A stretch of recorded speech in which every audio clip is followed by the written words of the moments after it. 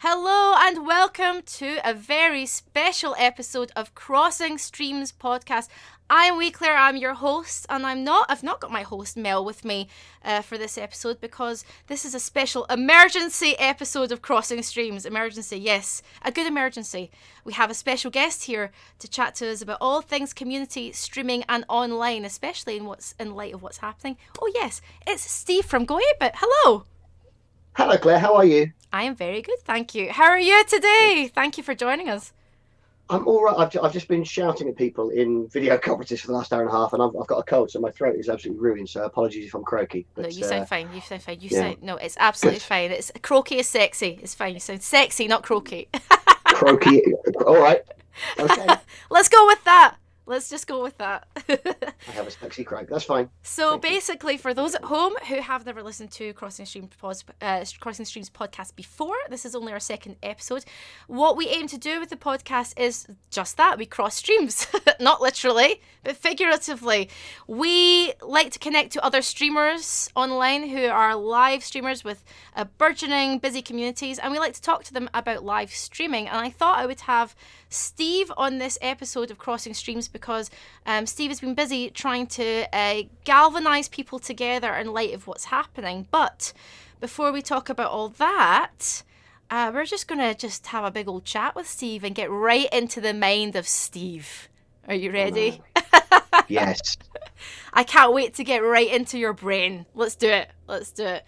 So, Steve, I met you, I think I tweeted you, and I think it was Twitter, and then we talked a little bit on Twitter. Is that correct? And that's how we met each other. Maybe. I think so.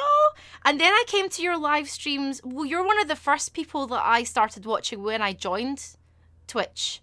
Oh, really? Okay. Yeah, and that's nice. The thing about your community was it was so lovely and welcoming. Like, seriously, the nicest bunch. Because I was very when I joined Twitch, I was like, I don't know, I don't want to speak to any weird online weirdos or weirdos online. You know, you have this idea of it.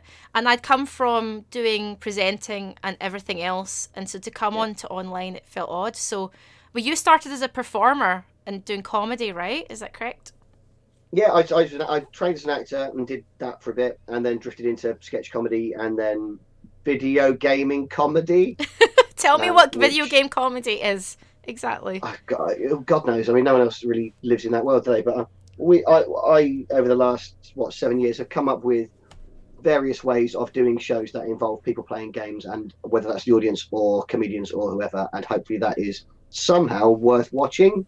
Yes, it is worth watching. And how are your? Well, thank you. And tell me what your live shows are like then. Like, what have you always had this idea to do it that way, to sort of find your way back to video games, kind of thing? Not really. They've softened a lot as we got older. So Go 8-Bit, when it started, was midnight at the Edinburgh Fringe Festival, and just involved everybody getting drunk and then doing forfeits and dead arms and eating jalapenos and drinking fish. We used to have a fish smoothie. At the end of the show. What's a fish smoothie? What is that? It's exactly what you think it is, Claire. It's a lovely drink made from milk and fish. And you say that you don't really fully get how horrific that is until you've been in the room where that's been blended. Because the thing about blending a fish is that will generate some sort of smell in a small enclosed live environment. Oh my god! It wasn't the flavour as much as it was the overwhelming stench. Everybody got a little taste of that smoothie one way or another. Do you think, from comparing your earlier sort of stand-up and sketches and things like that to going into the video game stuff, do you think doing a video game sort of sketch comedy show worked more in your favour and made you stand out a little bit more from what's happening in comedy, do you think? In Edinburgh, there was this sort of a long history of shows being the late night show that happens, that everybody gets drunk and goes to, and all the comedians get to let off some steam and just play a silly thing. So Taskmaster started up there years ago, I believe. Go 8-Bit did a lot of different sort of panel shows in their early form. Started off as sort of late night mess about Edinburgh shows. I'm trying to think what the one that the one that Tim Vine and Alex Horn did that ended up on like BBC 4 or something. I can't remember what it's called now. Somebody in the chat will remember. Probably Rob. Rob knows comedy. But so there was lots of things that were that. So Whether or not gaming specifically gave us the edge, I don't know. But certainly having lineups with 10 awesome comedians messing about, getting drunk, playing games, being silly, it found a home with a lot of people. So we got lucky with that. Let's go back a little bit further and talk about comedy in general, because like, what was it that actually even made you decide? Was it like a moment like, I want to be a comedian, or did you just sort of go, yeah, I kind of am falling into this somehow? Like, what was it that made you get into all that? I'm just incredibly confident and funny, Claire. Of course. That shouldn't have been a laugh. Yes. Yeah. Yes. I'd been funny stuff tended to be the way that I leaned when I was in plays and things. So I was like a comedy actor, but then I was in Brendan Burns' show in 2007 as an audience plant, as part of his show, and it was just a thing I did for an extra £10 a night, so money. But then it won what was the Perrier, and then we toured it and filmed it for DVD and things. So I walked backwards into being in a very successful comedy thing, and then got the taste for doing comedy more directly. So rather than being funny in a play, just being funny as yourself. So that was my first sort of taste of that. So it was entirely random. What is it like, kind of cutting your teeth in that kind of scene? Like, is it quite a competitive world, comedy, or is there a camaraderie that you find, or does it depend on the person? Well, I did sketch comedy, and sketch comedy is more. That's not actually. This generation is not true, because like the generation of stand-ups that I grew up alongside, people like James A. Caster, Nish Kumar, Ed Gamble, they're all very friendly. Yeah. There wasn't really the same sort of ego and bullshit backstage that you would have maybe got or hear about 10, 15 years ago. Everybody was quite supportive and collaborative, but certainly sketch comedy at that time as well, because you were in 2s or 3s or 4s, you're used to working with people. So it was always, people were used to working with other people and having empathy if they did sketch comedy. So it was quite a cozy, friendly environment. Do you prefer that kind of group mentality then? Because I think for me, I have friends that are so much more into group sketch comedy, improv, that kind of thing. Yeah. And especially in America, improv's such a thing in America. Like, it's the total thing.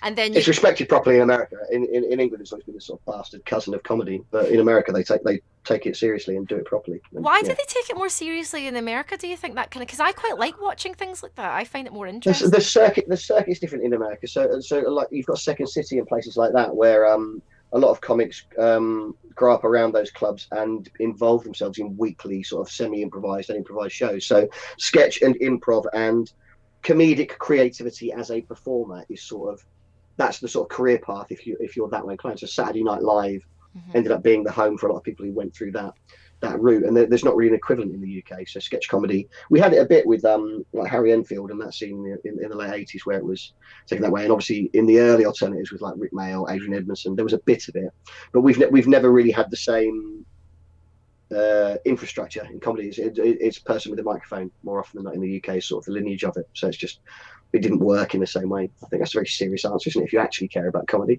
yeah, that's the actor answer. I always find it really interesting, just the way, because sometimes when I've gone over to America and I've been in LA and stuff, and some of the improv is so American, and then there's some comedians that really love British comedy, and so I love those kind of, I see the sort of differences, and you see a lot of the same comedians on TV here, like a lot of the same comedians on panel shows on TV. Sure. Here. There's like the same people that kind of do the circuit. But tell me about your love of video games now, right? So video games. What was your first console, your first game, that first moment where you're like, oh, I like this. This is good. Well, console betrays your youth, doesn't it? Because my first console was a computer, because we didn't really have consoles when I was tiny. Mm-hmm. I had an Atari ST, I think. Did you have an Atari ST? That's nice. Yeah. Nice. I had an Atari ST. Before that, that was my second one, actually. The first one I had was an Amstrad CPC 464. I've got one here. Can I show you it? Is there anything you shouldn't see? Yeah, go for it. People show watching. Me. Oh, yes. Hiding in the corner. I will now put this camera in the wrong position, and now for your stream that we're doing this on. So an Amstrad CPC was the first computer I had when I was a kid. Was it? Yeah. Did you just love like video games straight away, or was it one? Because like for me, growing up, we got the Atari, and my brother and I had to share it. Okay, but sure. He was, and we played James Pond and Bomb Jack and all of these things on the Atari. But then my brother was more, it was accepted that he was more the video games boy, and they just were like, oh, Claire. But I love video games, and like. Did he like them more than you, or was that a gender thing, do you think? I'm not sure. I think it must have been a gender thing, just because, not for any bad reasons, because, back in the day it was like, oh, he likes that stuff, when he likes shooty games and stuff. and I was Yeah, playing, sad girl songs on my guitar in my bedroom. sure. As you do Nothing when wrong you're with fat girl 14. songs. As you Of do course you when do. you're 14. Well, it sounds like you were a lot cooler than your brother. Oh, no, not with my all cord outfit. Nope, please. Oh, okay. Yeah, exactly. Maybe Steve, not then. confirmed. Claire was not cool. Confirmed. Yeah, okay. But that love of video games, like, was there ever a time where you stopped playing and then went back to it? Because now, obviously, you're on Twitch. You're, consistently playing different games. Mm-hmm. Yeah, I played all the way through. I think sixth form I didn't really do much, and university not so much either. But sixth form probably the least, 1997, 1998, because that was drugs and girls, and then university was just we play in the day in like halls of residence. Brian Lara cricket. I lost a lot of time to that the first year of university, but you were more going out and doing things. So there's sort of a 6-year period, sixth form and university, where I didn't really go anywhere near it, and then rediscovered it really. I played computer games. I spent a lot of time on the movies, games like that on the PC. Mm-hmm. Then it was the PS3. My brother got a PS3 and had GTA 4 on it. Mm-hmm. GTA 4. And I saw that on a HD TV and then went, well, I have to have that now, obviously. Because games have got amazing in the last 10 years. So then, yeah, GTA 4 on like in HD on a PS3. That was, I'll be needing that. And then the Wii as well with Mario Galaxy. That was huge. So sort of that sort of time, that's when games pulled me back in again. Yeah, I think I'm probably around about the same sort of timeline as you. And it's funny that when you go to uni, they were kind of there, but for me, uni was more like, getting drunk and going out and seeing gigs and making friends. And now I'm a hermit and I'm old. Like now I'm like I'm back in 100% basically. But how did all of this, your comedy, video games, everything like that, for those who don't know too much about you, how did this lead into Go 8-Bit? Because you had this show on Go 8-Bit. So how did this all lead into that? It was really just the idea of being sick of Edinburgh as a festival and the grind of it, and wanting to have a way to let off steam. And I liked games, and I had a Wii, and it was literally as simple as, if we get comedians drunk and they play Mario Kart, that'll probably be funny. So shall we just do that? And then even if the entire week has been miserable and no one's come to our shows, we've had a dreadful review, or we're soaked from the rain, at midnight on Friday and Saturday night, we'll get drunk with our mates, play video games, and somehow that will be fun. So it was entirely, it was in no way designed to be successful. It was designed for the opposite reason of, well, fuck everything. Let's at least have fun. There was no intent behind it at all for it to become a thing. It's a funny thing because when you'll remember Games Master and all that. Obviously, when we were growing up, there was another games show on Sky. I think it was on Sky. Games World with Big Boy Barry. Yeah, that's it. Oh yes. Oh my god! And so growing up, there was these video game shows, and we've gone for a very long time, a very long period where there's no sort of video game shows like that anymore. However, video games as an industry has grown and grown and grown and grown. So was it hard to pitch this show? Because it sounds fun on paper, and it was fun. So yeah, it took years. Teddy doesn't trust games, and no one cared, and there was still that perceived wisdom of games being for nerds or not being popular, which is ridiculous given the size of the industry. But that, from the people who were in those positions who didn't like games, seemingly it was some sort of niche interest rather than the biggest thing. So it took years to get the show. You mentioned Games Master. The original phrase on the posters for going, it was Games Master in a cupboard drunk. It was like the pitch for it. It was literally just that. It wasn't intended to be anything cleverer than that. But Telly's always had one or two things on, but they're sort of buried or in the schedules, or they're targeted towards kids. There's no sort of support for it. Never really. Go 8-Bit probably more than any show actually had people get behind it and push it in terms of promoting it. I don't think even Games Master in its heyday had that. Why do you think there's a reluctancy? Because the figures. So if I was going into a pitch meeting, and I'd go in with facts and figures and things, you can quite clearly see that the games industry is huge and there's money in it, and you can appeal to different sorts of demographics and audience segments within that. It's a no-brainer. But why do you think that television, terrestrial TV, is so reluctant towards that industry? The most common barrier, because we're still developing stuff now. The most common barrier we have is just the trust that watching games is inherently entertaining anyway. So, which is doubly strange because TV will broadcast sporting tournaments, and when it's the World Cup, it will show nothing but football. for 7-8 hours a day every day for 3 weeks and have faith in that. And for some reason, the moment that watching other people do an endeavor that is competitive, the moment it becomes digital, people sort of lose faith in it, and television just doesn't trust that it's entertaining, which is bizarre because we all grow up watching our siblings play games, and obviously Twitch is huge.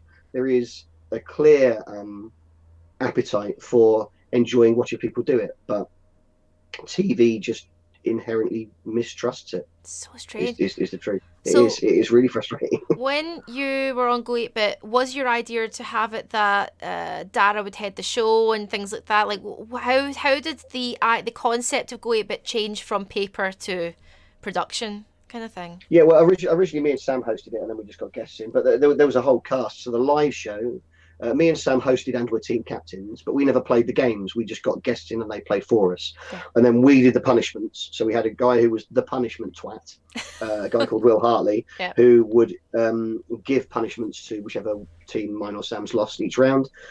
We had Paul Foxcroft, who does the brilliant D&D show, Question Time, which he's now doing on Twitch. He was one of the commentators with Richard Soames, another brilliant comedian.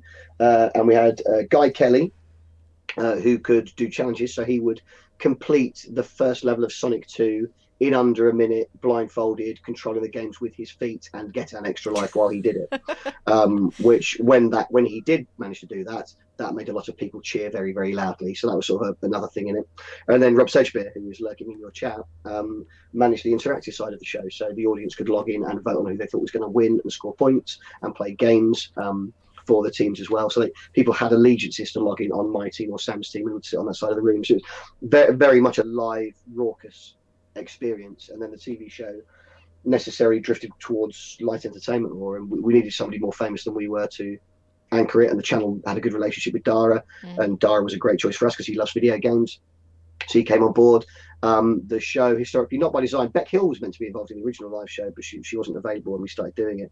But it was all males in the cast, so we needed a female role, and we needed that sort of expert. So Ellie Gibson, who we'd worked with and actually done Go 8-Bit as a stage show with at EGX the year before. We reached out to Ellie to come on board to do that role, and so it just became a very different beast. But you probably could. I'm sure if Go 8-Bit in its purest, live, most shambolic form was filmed properly and put on telly, I'm sure people would enjoy it, but it would necessarily be a far more niche interest than the shiny TV show that we ended up making. So what happened with Go 8-Bit then? Like, what was it that, because obviously it's not on air anymore, and what were the sort of end days of Go 8-Bit like then? Like, did you know it was going to end? Did you have plans for more? Like, how did that all sort of wrap up? We've been told it was unlikely it was going to come back. There's all sorts of politics around why the show didn't renew, which is the nature of telly to a certain extent. But the strange thing that happened with Go 8-Bit was that we did 6 episodes for series 1. But then what Dave often do, if they've got a thing that's gone well, they want loads of it and they want it immediately because they don't have much original content on the channel. And so they commissioned 2 10-episode series back to back. So series 2 and 3 were commissioned and produced back to back. So Go 8-Bit went out in September 2016, was the first 6 episodes in series 1. By, I think, March and April, March we filmed series 2, and in May and the beginning of June we filmed series 3. So the actual, it's funny because of the extent, like the series 3 didn't get broadcast until summer 2018, but actually and the spin-off show Go 8-Bit DLC was filmed in between series 2 and 3 as well. So we recorded 30 episodes of television of the 36 total that we made in the space of 4 months. And then they got spread out, but they took loads of it and then broadcast it. But because more non-gamers and more TV people were involved, there was sort of a dilution of the idea that was maybe stronger in series 1, and so gamers started to drift away from the show, so the viewing figures went down. I think it's fair to say the quality of the show deteriorated. Series 3, there's some awful edit decisions and some really strange choices. And what's hard about gaming on telly as well is that telly's constantly trying to work out how everyone will watch the show, rather than just trusting that gamers is a big enough audience. And I think if they'd have allowed us to just make a show for gamers, I think all of the gamers that turned out for Series 1 would have kept watching it.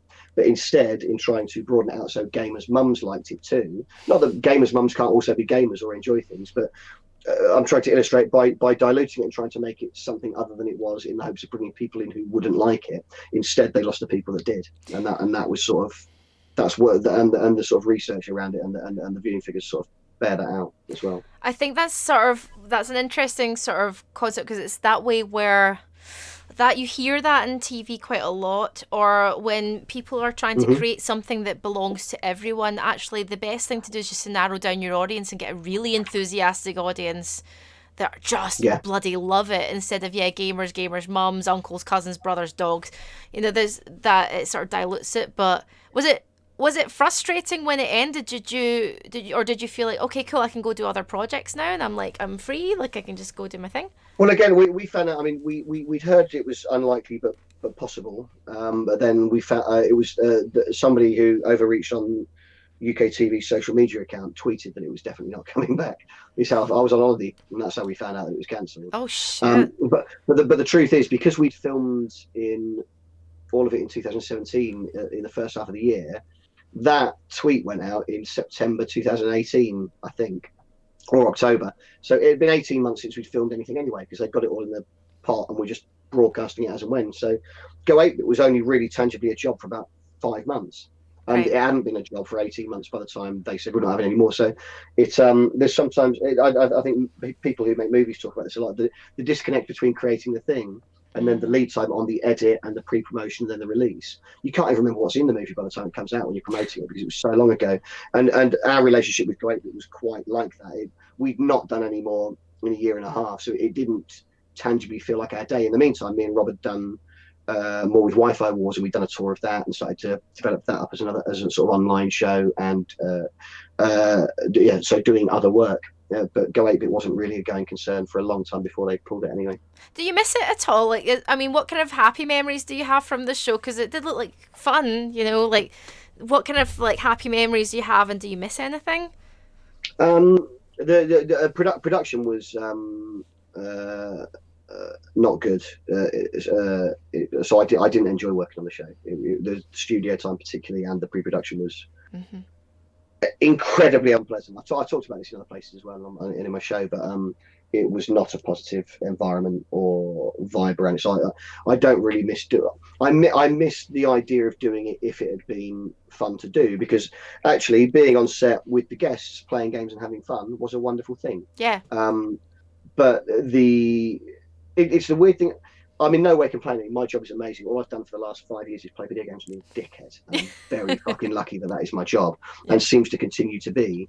But the truth is that when you're making a TV show, we filmed for 3 hours for an episode, but we were there for 14 hours around that, and the other 11 weren't much fun, and there were sometimes stretches while we were filming it, and there was pre-production for several months before that. The actual playing games and having fun with funny people is maybe 3% of the job. Actually, script meetings and research and games and all sorts of stuff is what the job actually is. What sometimes there's a disconnect with is the perception that the finished product is what you do, whereas actually if you make, I know content's an ugly word, but if you make content or you make things, if you're creative, most of your job isn't enjoying sharing the fruits of your labour. It's graft and admin and doing your taxes. I know. I feel you. And driving to places, and it's my god, I feel you. Is infinitely mundane. It's very but you do also get to go on a rotating stage and play, Total War with Greg Wallace. Exactly. So that's like it's the amazing. Thing. Exactly. But you know what? Like this is a thing. I think you see the final thing and it looks all fluffy and unicorns and magic and stars, but it's meant to. That's the point. Entertainment's meant to look magic. It's meant to look like the best thing. You're meant to watch Go 8-Bit and go, shit, that looks like the most fun games night ever. Yeah, exactly. That's what it is. Exactly. But yeah, behind that is like, I'm tired and I want to just smash my head through a computer. I mean, I get it, the admin and all that kind of stuff, but I'm lucky. I'm not complaining. No, I'm really lucky I got to do it. Not at all. Like, this is the thing though, like after Go 8-Bit, did you go streaming after Go 8-Bit? Because I'm a control freak, so what I love about Twitch, are you a control freak as well? Yes. Yeah, high five, control freaks. Yes. I'm a big control freak, and I don't see that as a bad thing necessarily. What Twitch has given me is a place to control and feed all my control freakiness into. I'm like, oh, I can do this and I can do this, and nobody will stop me, which could be good or bad. How and why did you start Twitch, and when? How, why, when, where, what, why, who? Yeah, well, Twitch. I'd first done Twitch with Chris Slight, who was one of the hosts on Jinx Live. Jinx is a video game TV channel in the UK, which is still going now. Yes. And I used to go around his house, just we were mates. So we used to just meet up, order a pizza, and then eat it while we played games on his PS4 camera and stream for a bit. And actually, Lard Teamaker, who's in your chat, was there 5 years ago modding that shambles when we started out. But then I didn't do anything with it for a couple of years. It was more Chris had worked it all out and did it. So I just turned up, ate a pizza, and then went home. But then when Go 8-Bit Series 2 was due to broadcast, myself and Rob, who works on the live Go 8-Bit shows doing the interactive stuff and created Wi-Fi Wars, was technical manager on the TV show as well. We had some sense that maybe that would have run its course and there wouldn't be a thing. So the original reason for streaming both my solo stuff and Wi-Fi Wars was to try to capture and migrate the audience of Go 8-Bit over to the work that we were doing. So it wasn't cynical, but it was definitely done for that reason, because we thought, well, if the TV show goes, we're not getting paid anymore, but we need the people that did enjoy that to hopefully come to a live Wi-Fi Wars show or support us on Twitch, or find some other way that they can continue to engage in what we are making and hopefully not have to go back to fitness club franchising or IT. Yeah. which is what me and Rob did until Go 8-Bit. Tell me about those early streams then. So I've got a couple of images you sent me. What were and one's Minecraft. What were the kind of early games that you played? So imagine you've got your stuff, you're setting it all up. You're like, right, I'm going to do this on my own solo now. Yep. What were your first things? Did you tinker away for ages, or did you just go on? I did, like, for example, my first stream, I tinkered a little bit, and then one of my friends, her name is Malula on Twitch, she said to me, you know what, just do it. And it was 2 a.m, my hair was up, no makeup, couldn't really, I had to speak like this because Paul was in bed. And I was like, and I played House Flipper, and I just thought, fuck it. And I just went on, and that was my first ever stream. What was your first ever stream on the PC then? I think it was Minecraft. I did 3 test streams during the summer before I did proper. I think my first one was probably Counter Spy, which is a brilliant side-scrolling stealth action game. It's really, really good. If you haven't played Counter Spy, play Counter Spy. So I think I played that. I played Minecraft because Minecraft was, and I'm not playing Minecraft at the moment. It probably is my favorite game ever, and I knew that online did well, so that felt like that made sense. Can't remember what the other one was, but Minecraft was my South Park Stick of Truth, I think, was the week that I went live, because I was going to be around a lot in the day, so it was like play through a game. So I played through most of Stick of Truth during the day. I think I did 7 hours of Stick of Truth the first stream. I did just play through it all day, but there was no plan to it initially other than just start doing it and get the hang of it. So the early streams are very much me chatting to chat about how microphones work. And I think I had one of those Snowball mics, but it was crackly. So then I got the Yeti, which I've still got now. And then I started to get a regular schedule. So what I did was learn how to do it and start easing in. So when Go 8-Bit Series 2 went out on telly in the autumn, every time the TV show was on, I was doing a stream immediately before or after it, and most days there'd be things, but they were stranded. So I'd do a Minecraft thing, which I'd dial Paul Foxcroft in, and we'd chat and do that together, because I felt weird doing it on my own when I started, because I'd never really done stuff on my own. Sam Pamplon used to come up. Sam was the other team captain on Great, but he came up to my house once a week, and we'd do multiplayer against each other. I'm trying to think what else was regular when we started. Definitely Minecraft with Paul, and the multiplayer stuff with Sam were 2 regular things, but there were other regulars as well. Maybe I always did an indie game one stream or a retro game. It was definitely thinking very television-y of there is a specific show at a specific time each week, as sort of the idea of appointment to view. And if you like retro games, that's Thursday night at 7 o'clock, that idea to it. Whereas now it's just do you think that still works though, like in a sense with people? Because I think, okay, so there's some Twitch streamers, for example, who will only play Fortnite. You know, they're like Fortnite streamers. And some people say they're a variety streamer. But do you think people like the regularity? Do you think that helps on Twitch to have some sort of timetable that people tune into? Yeah, I think it's a really good thing if you can do it. I think Mm. the barriers to it are firstly, if you can't do it consistently because of other commitments, which is my case because I've got Mm. loads of I do this around everything else. Mhm. I can't lock down a schedule, so it's just all over. In theory, I had a schedule until the Mm. beginning of this year, but the idea any given week would be sacrosanct and stuck to was increasingly non-attainable. So I sort of felt by myself. But if you can have a schedule, if people know you're going to be there at 8 o'clock on a Wednesday, they'll be there at 8 o'clock on a Wednesday because they're free too. They like hanging out with you, and that's when you do that thing or play that game they like. So Yeah. that definitely is a thing. But the other difficulty with it, as you do it for longer, it's just burnout or the sense of obligation to it. So I Mm. love Minecraft, but I got sick of it. So I sort of stuck with Minecraft a little bit past the point of not really being into it. And the streams built, and I built an audience of people who liked Minecraft, who knew that was when I played Minecraft. But then it started to tail off because I just wasn't as into it, and I wasn't. It was directionless and it wasn't as focused, and that's a very very real tangible thing. I think fundamentally you've got to be enjoying the thing you're doing and sharing that enjoyment with the people watching, because I think that's what it is. If it's anything, it's having fun with the people that are choosing to hang out with you while you have fun. And Mm. if it starts to feel like an obligation or doing it for the sake of it, I think that's very very very risky. The one thing I have stuck to is I do my scary games on Sunday nights, and Yes. I've doggedly stuck to that because it is very successful as a stream for me. But also I really enjoy those games, and that definitely is a thing where there are people who only turn up to that, but they're there and they're in the chat and they're engaged and they love that particular thing. So when you find something that really seems to click, we did our first pub quiz, me and Rob, last night. We had Mm-hmm. over 400 people in joining in on the pub quiz, which was crazy. But we'll make sure that's 8 o'clock every Tuesday because it was successful and we've established it, and so it would be foolish to then let that fall by the wayside and see how much we can build that. So I think to a certain extent you're just sort of following your nose, aren't you? Just chase it and see what sticks. But I think maybe what's different for me because of my background to maybe other streamers is that Mm-hmm. I'm always not all of them. I'm sure lots of them think this way, but certainly coming from my background, I'm acutely aware of the thing I'm doing, even if it is just sat in my chair playing games. It should be entertainment and it should be good. Yes. Yes. So Yes. if my heart's not in it or I feel like it's not right, that doesn't feel like something I should be doing. I should. Twitch is ultimately disposable. It's wallpaper while people are cleaning their kitchen, and that's fine. Mm-hmm. But it should be.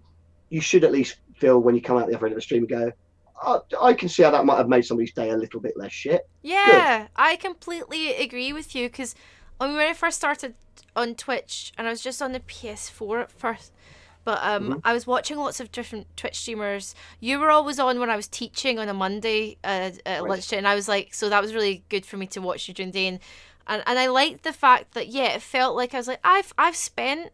Even if it's 15, 20 minutes, however long I can stay in that chat, that's well spent for me, and I enjoyed it while I was there. And there's a lot of Nice. different communities and different Twitch streamers where you're like, this is like they're literally dribbling with their mouths open while they're playing like Call of Duty, and I don't find that very engaging or very interesting. But No. I do feel like there has to be some thought behind it, like something that's engaging and gives people something. Gives them Yeah. something. And yet recognizing also that example you give for a certain group of people, seeing somebody that they're into just getting fired up and being that big thing that some Twitch streamers are, and then getting stuck into it and being crazy huge in their reactions every time they get shot or find an item or whatever. For some people, that's what they're after. They're after that adrenaline and that energy in that, and that is as valid as an old man sat in a chair playing Animal Crossing, which is what I've been doing for the last 4 days. And the nice thing about Twitch is the people that want your thing will find it and hopefully stick around. It is very democratic and fair. If you're, I mean, it can be hard to get visibility. I'm lucky that I came off the telly, so some people turned up. I think it's hard starting out if you don't have an audience to build one. It's a real barrier. But I think ultimately, if you can find people who stick with it and then spread the word, if you're doing your thing well, I think they'll hang around, and over time people will drift in and stick around. Just certainly been my experience. A lot of the people that I've accumulated aren't just there because of Go 8-Bit, and I don't think they'd still be with me now 2 years after Go 8-Bit. No, your community's, as I said to you earlier, which actually leads me segue leads me on Ooh, onto lovely. community, because I think what I was surprised about with Twitch, now I just went on thinking, I'll do some presenting stuff. This will be good. I'll just do some stuff and then leave. What happened was you build this accidental community. So they come in from your other stuff, like you said, like Go 8-Bit. For me, it was from maybe some of the American stuff I'd done, everything, some BBC stuff. And then it grows arms and legs and becomes something completely different from what you imagined. And now I'm like in the Discord more than I'm in Twitter. I'm like talking to people. Tell me about your community. Were you surprised about that element, or did you expect it to grow in the way that it did? No, I mean, the first thing I should say about my community is how incredibly fucking ugly they are. I really can't be clear enough on that. No, I'm the same as you. I just sort of came into going, people probably turn up and watch things, and that's fine.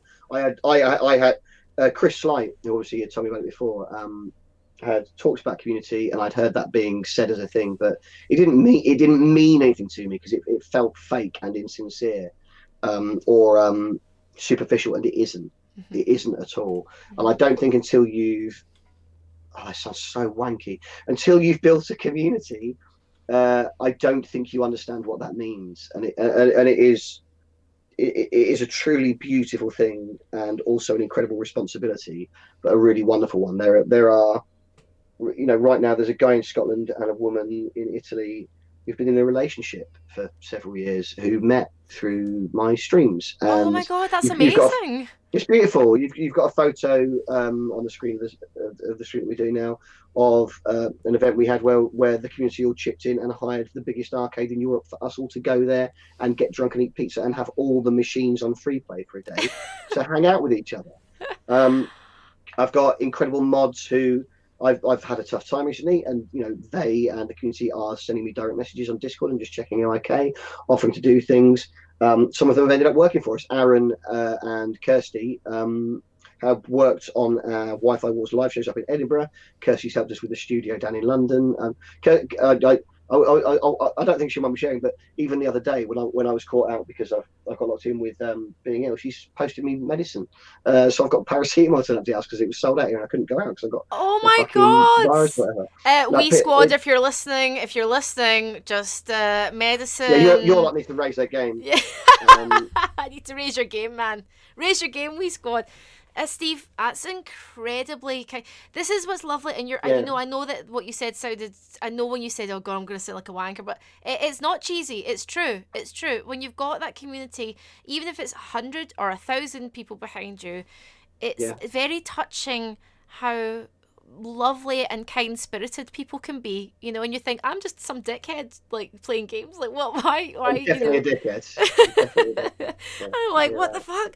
But I think it's lovely, and honestly, you get that vibe with your community straight away. I was like, oh shit, this is a nice little place, not too saccharine where they're all like, hey, unicorns, rainbows. It's like people can have a laugh, but they're like nice, which is what I love. Tell me about SteveCon then. How did SteveCon come together? I love how it's just called SteveCon. It's like it does what it says in the tin, basically. Well, that became the joke when I suggested that we organise it as an event, and then it just stuck. So then one of the community offered to make souvenir programs for it, and so then all of a sudden there was a logo and a publication, and it was called SteveCon, and the tickets had to be sold for something. So it just sort of escalated and became this whole thing. But yeah, so SteveCon 2019, we hired out Arcade Club Berry privately on, I think it was a Tuesday. So we had the whole place for 12 hours. We live streamed the entire thing as well. So anybody who couldn't come could watch. Not only me and Rob, we did Wi-Fi Wars where the viewers online could play against the people at the venue, but also community streamers did stream from there as well. So Tom Merritt is one of our community streamed for an hour. Plebeian Rob, that's how you say it. He wrote a D&D campaign that for the community then played on the stream. And people in the venue weren't even necessarily watching that stuff. They were all running around playing on all the arcade machines, but it meant that people who couldn't be there could be there too. So even the community that were not able to attend because it was a work day or whatever could still be engaged. Gaming Muso came along and murdered some songs on his guitar because he's not very good at playing it, and I saved it with good singing. Ashens came and gave a talk. John Robertson, Darkroom, he turned up. He decided he fancied it, so turned up and played some games. Roscoe, who you're showing a picture of now, built a physical version of the wheel that I spin to give away games, and got to meet Andrew's dad, which is a cuddly toy that sometimes streams late at night when he's drunk. Oh my god, amazing, amazing. Oh my god. It's so all of those things. It's so touching, like it's so ridiculous. nice, and I think especially It's a family. It's a family. It's real. There's genuine love. And have you ever had any so going from positive to slightly to the dark side of a community? Have you ever Yeah. how do you deal with someone? So they'll be, you get a big mix of characters, right? Okay, not everyone, we're humans. Not every human is a good human. So when you find there's a bit of an odd bod and someone is a bad odd bod, how do you deal with the negativity? How do you deal with anyone that comes in and tries to cause trouble? It's difficult, and I'm sure I will continue to learn from my mistakes in the handling of that, and where the line is. And I think I'm not one for loads of rules, and there aren't really any. And really, the only rule of first rate is just don't be a prick. That's pretty much it. If you're not being a prick, you're welcome. I think what's difficult, and the line that we've maybe, I think when it first started, and I've managed to find some people who stuck with it, I think to a certain extent there was a desire to not lose anyone, lest it all crumble like a house of cards. Yeah. And what that meant was maybe people were tolerated or indulged or protected when actually they should have been shown the door, because they weren't good for the overall environment. And I know I lost community members through those choices. And I know that people chose to engage less because maybe the vibe in the chat changed, or there was certain people that polluted Discord, or whatever. But the difficulty as well is that by the nature of doing something like Twitch and offering a community like Discord, people who are able to engage that much each week with a thing necessarily become invested in it. And also, as we all are, have various challenges and things that they're coping with, personally, professionally, whatever. And where I've always fallen as it's evolved and I've got a better sense of what I want that community to be, I will, at the expense of losing good people in inverted commas, I will protect the right of people who are struggling to have a bad day, and trust that those who are doing better or coping better can find the empathy and forgiveness and patience to be supportive and tolerant while they find their way through that. And so I'm talking in abstract specifically because I don't think it's appropriate to dig into details. No, not at all. What that means is that some people within the community might be more of an irritant to other members of the community than some people are just there and it's all pleasant, it's fine. Other people have stronger personalities or a certain approach that maybe rubs other people's backs up the wrong way. I don't feel comfortable with being the arbiter of removing people from a thing that they find value in, unless they've really done something to earn it. I direct message people sometimes and say, can you wind your neck in on that? Or actually, that's not really appropriate to do this. Or you said a thing in stream today and I'd appreciate if you didn't go that way. I was even talking to somebody last night, again, who'd reacted to a thing, and I tried to just, reassure and soften and reframe, in the hopes that they'd feel better about it after a sleep and find they still want to engage. Good. So those things are ongoing and they're real. And again, it's, you talk about what your job is. All of that stuff's unseen, but it's important if you've actually created a community to genuinely be there for it. But I think while some people would quite happily have a lynching the moment somebody's annoying, I'd rather the people that want the lynching fucked off than the people that are annoying fucked off. No, and that's why the vibe of your community and the flavour is so lovely, and people put time into you and time into the stream and the Discord, and you can see that in your Discord and everything. It runs right through. If you yourself as the head of a community and as someone who starts it on stream put that much time into people and you're going, hey, you okay? Can you just make sure you don't see that? You need to do that. You can't just let a community run wild or else it will just go wild. So it's nice that you put that time in, and that's why you get medicine sent to you and stuff. So that's why people are looking after you. We squad, just telling you gotta up your game here. Like, I need some paracetamol, by the way, we're running low, just letting you know. But the downside of that is you got to give one of them your address. Actually, yes. Now, so carefully you pick. You've got to really trust them. Let's talk about the stream team and what you've set up recently, because I think streaming is extremely helpful anyway. So before you set up the stream team, when we go into this, so I frame it, I think that streaming is extremely helpful, well, for people who are just maybe not in the industry, but also for people that are in the industry who want to create content, who want to control their content, who, I mean, I love having a community. It's one of my favorite aspects of streaming now, is having a community. So the stream team that you've set up is extremely helpful for performers, presenters, comedians, and you set it up, I think you had a stream team before, but did you set it up deliberately because of what we're facing right now? Tell me the thoughts and the reasons behind it. Yeah, so all it was obviously our background, I'm saying ours, but I speak about me and Rob really, so it's always about us with Rob. But our background is in comedy, and what's happened is depending on when people listen to this, as the coronavirus makes everything shut, at the moment, being somebody who entertains people in places is a really fucking awful job. Yeah. Because there isn't anywhere to do it. And so what that means is that necessarily live performers are looking for an outlet where they can continue to perform or create or engage with their audience and not lose them. Also potentially monetize that, although, the extent to which that's a factor will vary by their circumstances and their approach generally to their art. And so given I'm a partner on Twitch, I have the ability to create a team which lists people who are in some way related or affiliated with each other.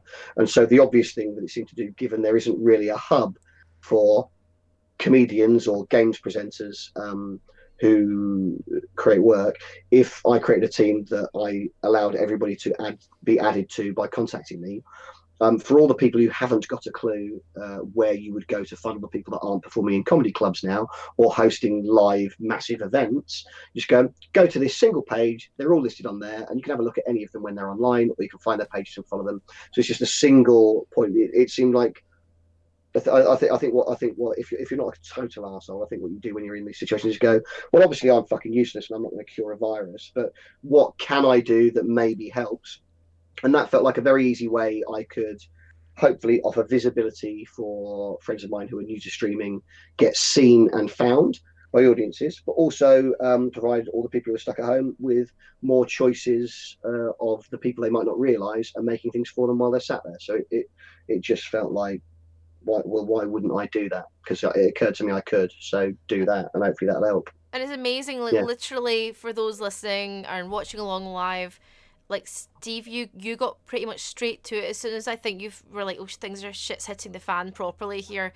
Like you emailed straight away. You're like, hey, I'm part of this. No pressure. If you want to be part of it, go for it. And I thought it was really touching. I was like, yeah, not a lot of what I saw a lot of people doing in the last couple of weeks is going, me, look at me. By the way, remember me. I'm over here. Remember me. Please pay me. Watch me. Which is absolutely fine because people do things in different ways. But actually, by doing that, we're actually helping people in such a more meaningful way to me. I don't want to see your frigging home fitness video or anything like that, like on Insta stories. Actually, that's a nice way to help people. And like, actually, a few people have come on, Steve, since you've put me on your stream team, and they've gone, oh yeah, through Steve's stream team, I've come in through. Nice. And I'm like, that's cool, that's friggin' amazing. I think I've had a few follows through it as well, so it works, What would you say though for those there are performers out there who have never done Twitch before, who are now panicking, going, oh, I should do a live stream? Is it that easy? Can you just do a thing and then make the thing? No, so I mean, me and Rob, again, Invisible Jobs, me and Rob spend most of our time when we're not online at the moment just replying to emails. Because alongside doing that team, we offered ourselves out and went, if any of you want to find out more about this, ask us and we'll help. So we've Rob and myself have been helping Chris Evans and Rich Herring set up Rich's setup. I helped Stu Goldsmith do a ComCom pod on here, and he's now picking Rob's brains on tech stuff. So we Mark Watson as well. We chatted to him about maybe trying to help him with everyone, because everybody's now thinking, all right, what can we do in that space? I think the advice that I've given when people have asked is really, what's interesting is some people are doing trying to do stand up in empty rooms, and that might work. I find it just personally, it feels different. It exists in a different place, and I struggle to engage with it. I think content that is clearly you just talking to a camera works. I think trying to make an empty stand up gig look like a plum thing is a really tough sell. But what I'm encouraging people who want to migrate do is think about what is it about the essence of what it is that they are as a performer, or the way that they entertain people, that might translate in the same or a different form over to that platform. So the story beast, John Henry Fall, he does live shows where he tells stories as this sort of big character. He's doing story readings, and in the daytime he's telling stories for kids, so you can watch with your kids. And in the evening, he's doing more grown-up or darker themed things. But that was a very obvious way he could translate. Certainly, with someone like Stu doing ComCom Pod, he should be doing ComCom Pod while he can't do it in person with people, dialing people in. Richard Herring's perfect in that he's going out now with his phone and live streaming the stone clearing podcast that he does, and he's got a wonderful camera set up in his attic to show his Me One versus Me Two snooker thing, where he plays snooker against himself that he's been doing for years. And immediately when you watch that stream, he's doing it every night at R7. The moment you watch it, you go, obviously you should have just been streaming this the entire time. It's perfect. It's absolutely so. Some people have already got pre-existing work that naturally goes that way. Other people will need to think about what it is that they maybe could do. And live isn't right for everybody. Some people, YouTube content or pre-recorded content will be a better fit, and so they should go that route, not live streaming. The thing that I've really tried to counsel people on is absolutely you can set up a donate link or a Ko-fi.com or whatever, and try to get some money out of the people that follow you. But in terms of monetizing it or making any sense, there isn't really a shortcut to that. It's going to take a long time to build an audience. Even coming off the back of Great Bit, I've been doing this 2.5 years, and let me be clear, I do very well from Twitch, and it's a significant part of my regular income, and I would notice it if it stops. I don't rely on it, but it's present, and I'd need to have a think if the circumstance change. But that comes with time when you build it, and I think just deciding, I've got a PS4 and a camera, so I'll just start playing games in my house, and then people will give me money, is naive and underestimates the extent of the challenge. I think also I honestly, it sounds, again, I don't want to sound cheesy as well, but I'm about to sound maybe a bit cheesy, but I think the money that should be the last thing you're doing. You should do it for the love. You should do it because you want to be creative, and you get your hands dirty, you get stuck in. I love being creative, and creative people should be creative, and I also like the admin of, doing a layout, making a logo. I like all of the things that go with it. When I started Twitch, the last thing I was thinking about was rubbing my hands, thinking, I'll make a mint from this, because you're on to a losing streak at that point. Like, it's so difficult. Yeah, I think it's tricky, isn't it? I think certainly a lot of the things that I love that have been created by other people are things that were passion projects, and certainly something like Go 8-Bit or Wi-Fi Wars, in terms of our experience, we didn't make those to make money. We made them because we thought they were a really cool idea, and we'd see where that went, and we'd have fun doing it. Yes. But the sort of counter to that is that there are a large number of performers who have an audience who want to support them, and they're unable to monetize that through live performance at the moment. And if they can find a platform like Twitch, or find a way to set up a donate or some other way, their audience can immediately make sure they can still eat and heat their house in the interim. I think it's I think the danger is, and you see this conversation online as well a little bit at the moment, is obviously it's more important that nurses don't get coughed on a bus at the moment and are able to do their job, and that we all get through this okay. Yes. But people who choose to dedicate their life to creating things that entertain people and make their day happier and better have value. And it's okay to recognize that as they try to find new ways to provide that thing that they do, which people derive pleasure and benefit from, it's okay to expect to get paid for that. I don't think it's healthy for art, and art's a very grand word, but in whatever form that takes. I think the moment one feels that the person creating should be grateful they're indulged in doing it, and not recognise that has as much financial merit as any other profession, I think it's a dangerous slope to go down. Because if you don't like the thing, if you don't like it, don't fucking pay them then. But the idea it doesn't have value, or that it isn't something that is worth anything, is risky. So if somebody who was doing comedy on the stage decides they're going to start streaming games from their house, and they hope that their audience will pay them, hopefully their audience like them as who they are enough that they'll want to, and that's all right. Do you think that in this time, I know it's awful what's happening right now, but do you think in this time people will be forced to, like in the industry or maybe outside the industry, will be forced to become more creative or become creative in general? Because we've had a lot of things taken away from us now. Movies will be pushed back, shows will be pushed back and everything. So will it force people to be more creative, do you think? But definitely will. I mean, everything's on hold at the moment. It's a nightmare. So it's certainly the thing that I hope with it. This sort of echoes something that I said on Stu's thing the other day. But is these platforms and these opportunities have been democratized for a very, very long time. And if, as a result of this, people who have been in the entertainment industry of a similar age to me hadn't realized they could do it themselves and not have to jump through hoops for other people, then that's awesome. Because actually, a lot of the things that people want to get off the ground or do, or the ways in which they want to make a living doing the things that they're good at and using those skills, a lot of them could be paying for milk and heating, doing it online, directed there, or an audience that they nurture, rather than needing to explore traditional broadcast media like radio or TV or film. So if anything comes out of it positive in that way, I hope that 1,000 people that I know who currently weren't exploring this discover that they can do it, and that is liberating, because it should be, as anybody who's actually done it knows. Absolutely. So that'd be nice. And done in the spirit in which Steve has done, you guys listening, because I think there's a contingency of people out there that hold on. They've always held on to work. They'll hold on to things, and they're like, it's mine, this is mine. But actually, by opening it up, when Steve went, 1,000 people find out that this is the thing for them, to reach out to those people, to reach out to communities, and to actually connect them together and start connecting people together, because it all helps. Every single bit helps. It does, but there is also that sense of, there's a lot of people talking about saturation, and you see sort of established streamers talking about people coming in and saturating it and diluting it, blah blah. And that's true, but the thing is, just because other people didn't do the thing that you do doesn't mean they're not allowed to do it. And if it turns out they're better than you and they get your money and you don't get it anymore, you weren't as good at it as you thought you were. That it is fundamentally democratic, and people choose to pay money where they want, and people can make things. So I think that I might find my income on its arse in 2 months because everybody else has turned up and done this better than I did. I have faith that I'm good at what I do, that I'll be able to continue to make a living doing what I do. Whether it continues to be Twitch or something else, I don't know. But if the only reason that you can continue to make a living out of it is because nobody else has thought to do it, but actually if they did, they'd be better than you, you need to do better. Yeah, I think that's you don't deserve that income at all. No, you shouldn't. Don't be a gatekeeper. Just do the best you can do.